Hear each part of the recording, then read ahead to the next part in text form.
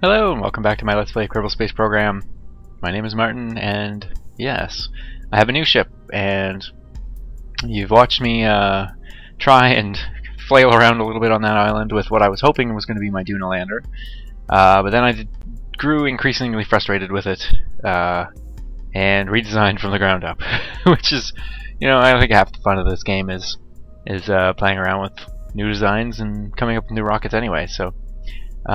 Fairly standard lower bits here. I've got a slightly mismatched number of solid rocket boosters, but that's okay. You'll see why maybe in a minute. And then my second rounding stage, circularization stage, fairly normal. And I don't have an interplanetary stage, but I do have my lander, my new Bohr lander, and it's pretty fun. The reason I don't have an interplanetary stage, you might be able to see it in there. I have a docking bit. So my plan is to dock an interplanetary stage to the back of it. That simplifies things a lot. I don't need to put nearly as much mass into space in one go. So I don't need as ridiculous of a rocket, which is good because I was honestly I was having some trouble coming up with a design to get that last lander up in space. Actually, even this lander, I tried to a monstrous stage with an interplanetary stage and things. It's a very heavy lander, so it's going to need a lot of delta V.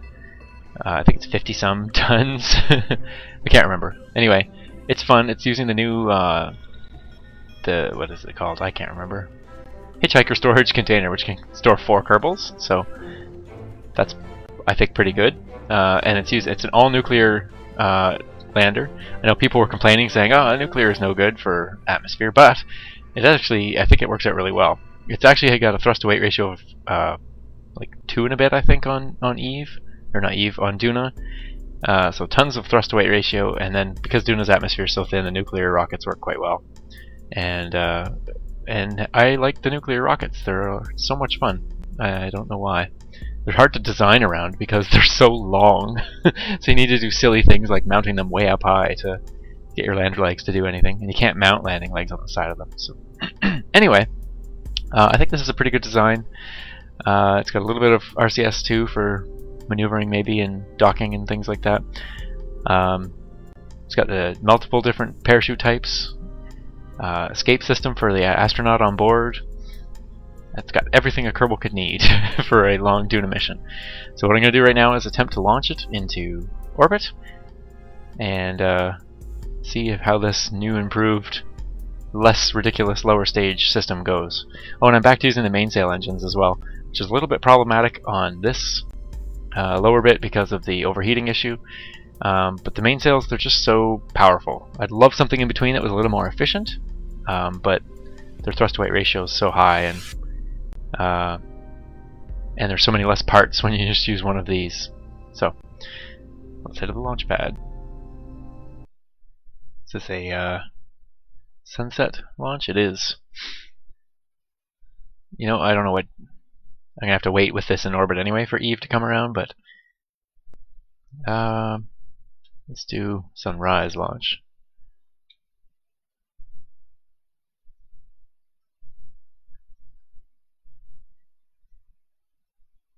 One of these days I should check in on the orbits of these of these guys as well. I think they're supposed to be eventually meeting up at the Manly station, but maybe that's what I should have done, launched when the Manly station was coming up. I don't think I can dock this to it, but if I can, then that actually would provide me with some fuel, maybe? I don't know. Could be just fun anyway. There's no real reason to do this. That might be a little late. I can't remember the timing for this. Oh, and the Manly station's so low. That's right. It's so annoyingly low. Yeah, we'll see. We'll see. I don't think it's going to be doing that. Oh, and you can see MechJeb's back as well. I finally gave in. No reason not to have MechJeb. It's so handy. You're not less of a pilot depending on how you use it. If you use all the automatic features, yeah, I might complain a little bit. If you do everything with MechJeb, it takes the fun out of it. So, let's see here. Thrust-to-weight ratio is just 2, but Yeah, oh, and we got Jen Kerbin, who's, I swear, has done some of these rescue type missions before. So, and this is interesting. Delta V's for all of my different stages now. So up to stage, I think 6 is all just getting into orbit, and then this is nothing but lander, which is some pretty awesome Delta V. And there, of course, is my escape. So yeah, let me count it up. It's close. That's 2,000, 3,000.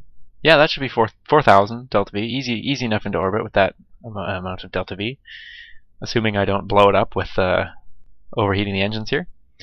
So let's head to orbit, which will eventually end up taking us to Duna with Jen Kerbin in 3, 2.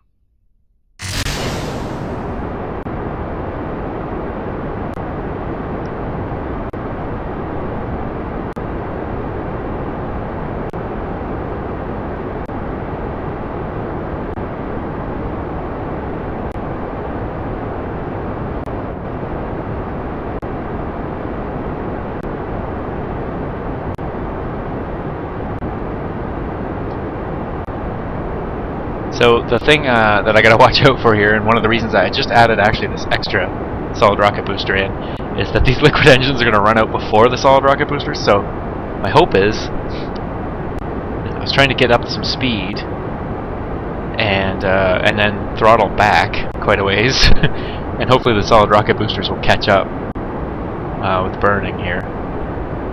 So I'm still throttling back. See how this goes. It's gonna be close.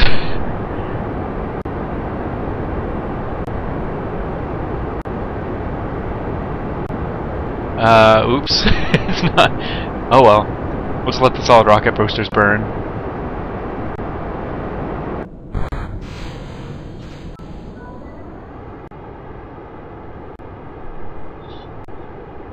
Okay, now we just have to be careful not to overheat these engines.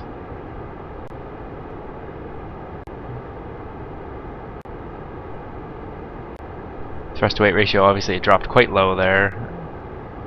Not the best design. I should have, you know what I should have done probably is not done the asparagus staging here.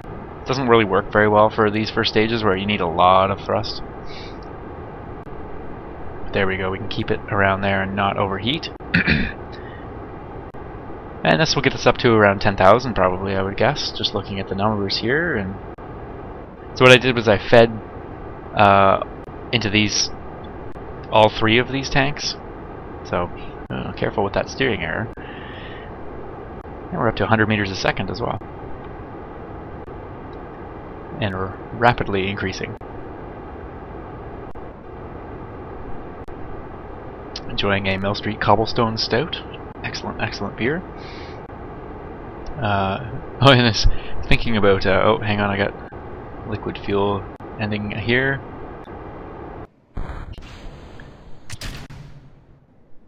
This stage has some ridiculous power. I blew something up there. Yeah, this stage has got some crazy thrust to weight ratio. So let me just get some pitching here. Does run out of stages rather quick though. Yes, thrust to weight ratio of 4, so really have to actually be careful not to tear the ship apart. Apple apps 24, doing really well. Okay. Just thinking about, I was watching those and editing those videos to get up. Sorry they took so long. There was a bit of a gap there. Yeah, the size didn't sound so good. That's for sure. So yeah, sounded rather sick still. I said I was feeling better, and I guess I was, but okay. Let's watch that Apple apps now. It's coming awfully quick. Let's see. How many, what was it? 1 Kerbal still stranded on the island down there. Might be able to see us going overhead. Sorry, we're not rescuing you this time.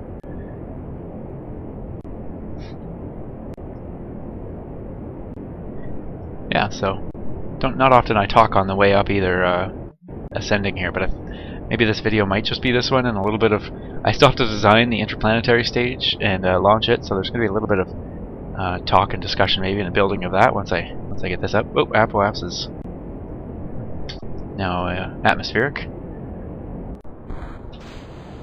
Whoops! Damn it! Now I really may need to refuel. That was stupid. Oh, I have so much speed to catch up. I'm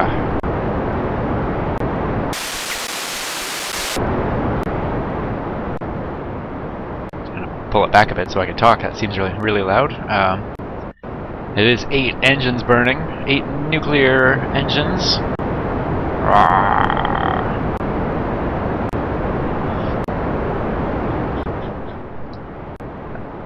Yeah, I had my brother over on the weekend helping him set up a new PC. Quite an impressive new PC. And showed him this design. And I think he liked it. I'm pretty happy with this design. I'm coming up with more and more interesting looking, I guess, landers and ships and things, which is fun. Seems to be going through fuel awfully fast. Apoap's 92 now. So I think it probably will get Orbital. Without too much trouble. It's just, will I be able to send something up with enough fuel to refuel it?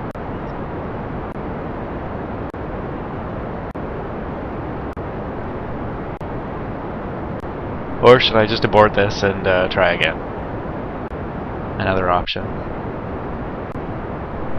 Let me think. Where would I come down? I could do a test landing. Not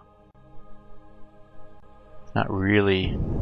Let's bring it over to the other continent, way over to the other continent here.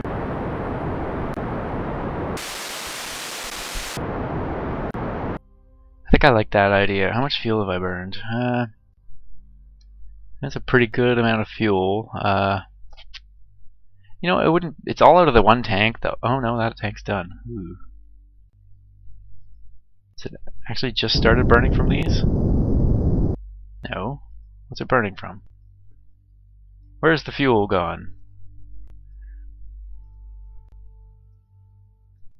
I don't understand. Oh, it is burning from there now. So that's the annoying part, is having to refuel all 8 of these tanks.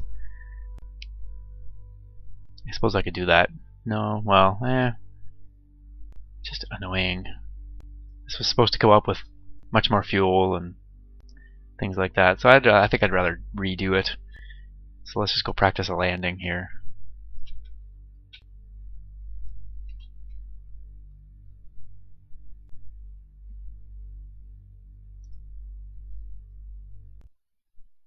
Okay, hitting the atmosphere. Don't need any of that on. Hey, thrust weight ratio is actually over 1 now that I've burned all that fuel. That's pretty cool to see. And let's see now. Let's bring it down until we're really hitting some atmosphere. Kind of a neat looking mountain range over there. Maybe it's not that neat looking. Maybe there's better ones. I don't know. Need to explore Kerbin more. Maybe I'll launch a polar satellite of some kind and we can just watch things go by. Yeah, that seems like that's better mountains up there. Okay, now we're atmosphering. That's a verb.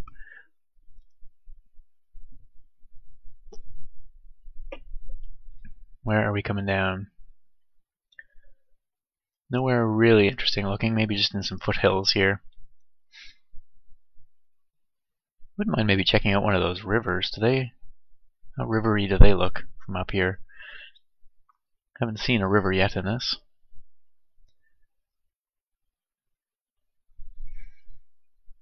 Okay, G-forces are up to 1. Gen-free Kerbin's happy.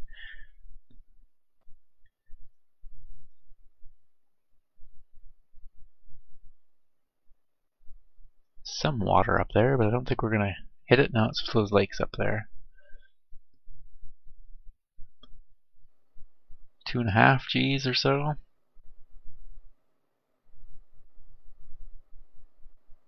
Three, is that 3?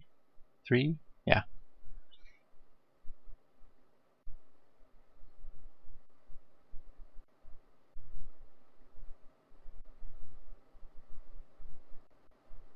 Let's put out our drogues.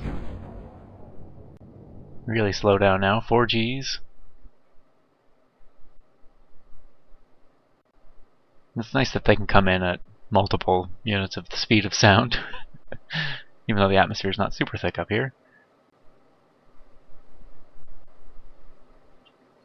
Just warp it up a little bit until get close to them deploying.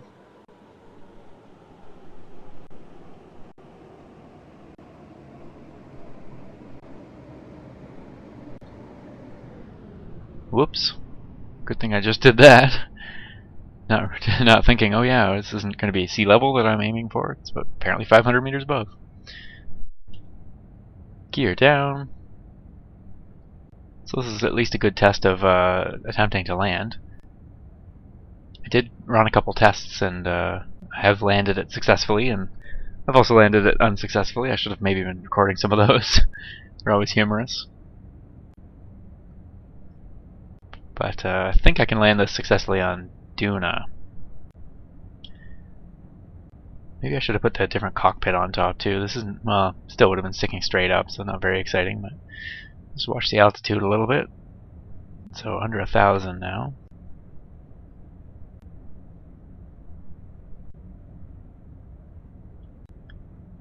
The key on Duna, well, on anywhere really, is to try not to burn too much fuel, so just kind of want to do a suicide burn just before hitting the ground. Okay, coming down fairly rapidly now. At around 200 meters, I'm going to deploy the other chutes. Really slow us down. And under 100 meters.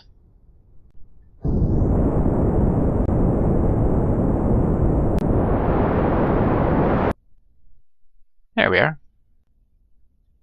Fairly uneven, but it handled it pretty well. So that's good news for sure. And then of course we need to repack all the parachutes on Duna, because this is how we have to land back on Kerbin again. Although there's always the option to abort with Genfrey, but I'm not going to do that now, or else I'll be having this ship sitting here in the middle of nowhere for some time probably, while I forget about it. Anyway, go back and relaunch this again. Yeah, I guess I'll show you probably a fast forward of that.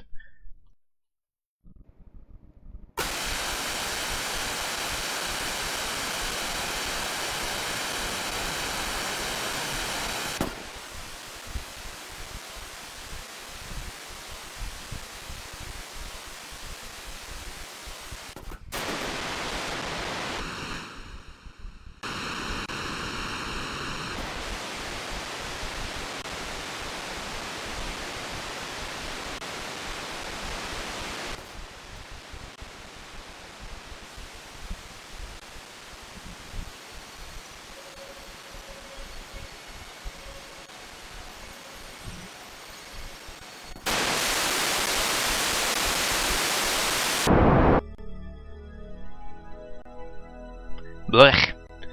But I'm here. I'm in orbit. Yeah, burned a lot more fuel than I'd wanted to. It's not that bad though. But I have a lovely dockable spacecraft here. Sigil Kerman is somehow now in charge, not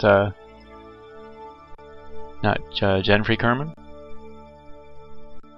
Hey, can't complain too much. 140 though. Whew. Where'd the music go? That was weird. And there's no debris. That piece of debris will come back. Some other debris there just about to disappear.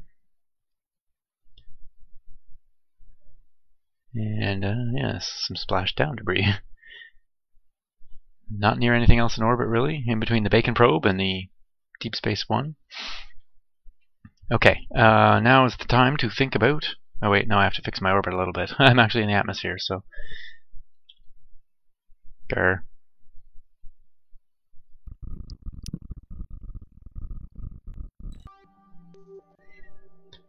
So, something else I just noticed. The power is going down. Which is somewhat annoying. How many meters a second would it take to circularize this? Oh, we should always do more homework, apparently. Circularize. 72 meters a second. Well, let's do it.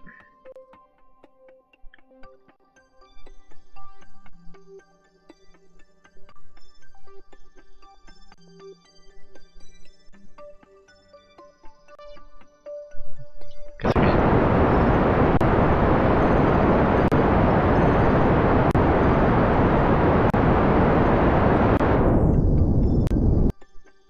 There we go. Like earlier I say, don't use too many things from MechJeb. but hey, circularized orbit. That's handy. Yeah. It's annoying. So it needs power, apparently. And it was not recharging when I'm firing the engines? Well, that's a problem. I'm going to look into this more. I'm going to start working on my design for the interplanetary stage, and I'll bring you back in when I figure something out. Okay, I am back with a slightly new ship and a slightly new crew, and solar panels. Because, yeah.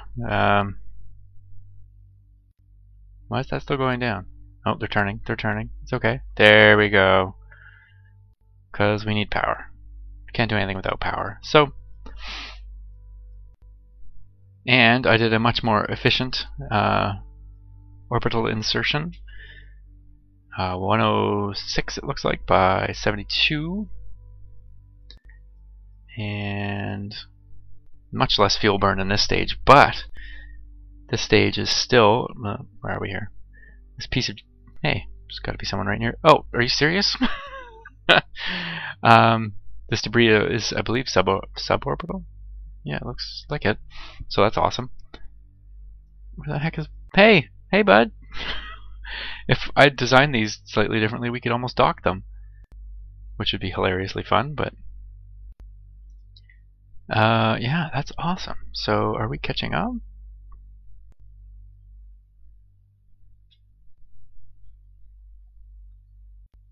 I think our orbits are going to be coming close to crossing, are they not?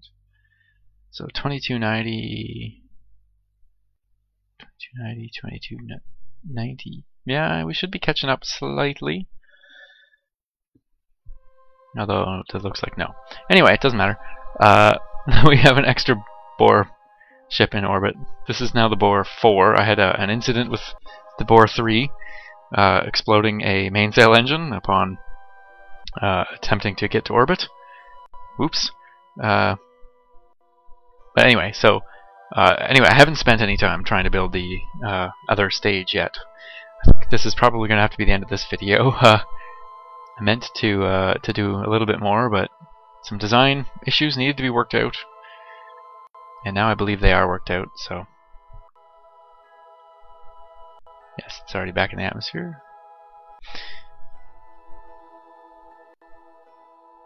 Sweet. So no more orbital debris. Okay, I guess we can deorbit the other one, eh?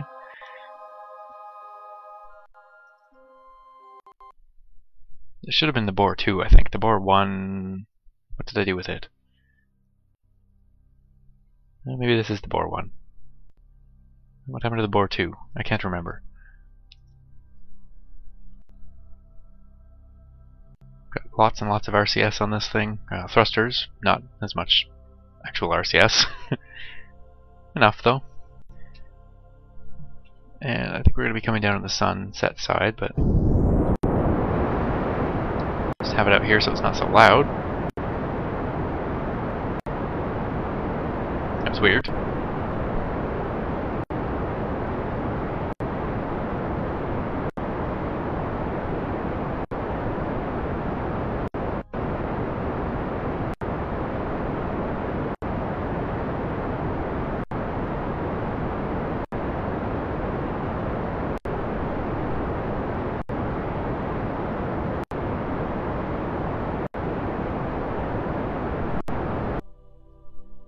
Let's see, will that take us onto that? I was thinking, oh, maybe I want to land on this land here, but I don't think I'll be able to make it there.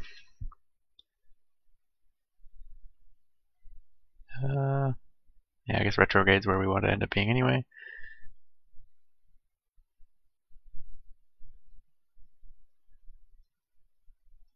So what happened? Did they pass us by then? They must have, yeah. See you guys who are still in orbit? Lenfrey was his name? I can't remember.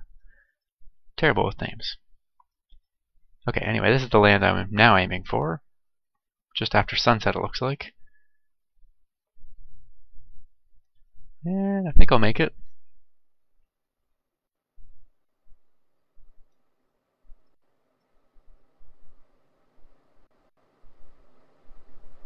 Yes. Yes, I will.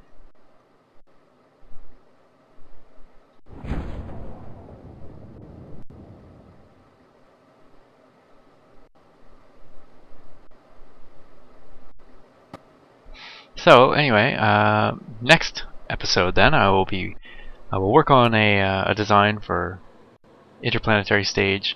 It's not going to be the most stable thing in the world because it's got to connect just to one of these.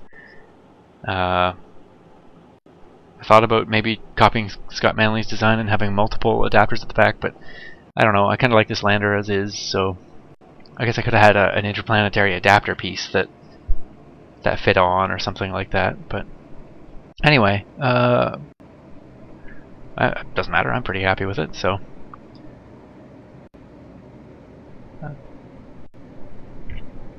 the view looks great from. Oh no, this isn't the view in the inside of the other thing. The other thing doesn't think it has a view when you've got Kerbals inside.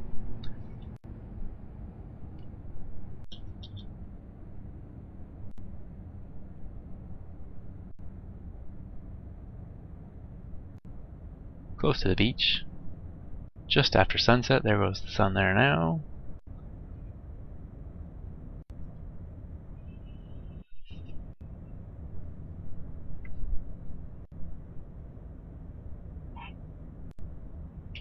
Oops. I was not paying attention. I've got to. I just got a call nearby here, so I'm just listening to that instead of paying attention. And yes. So these things can certainly crash very easily. Anyway, I gotta get going. Thank you for watching. My name is Martin. I'll see you soon.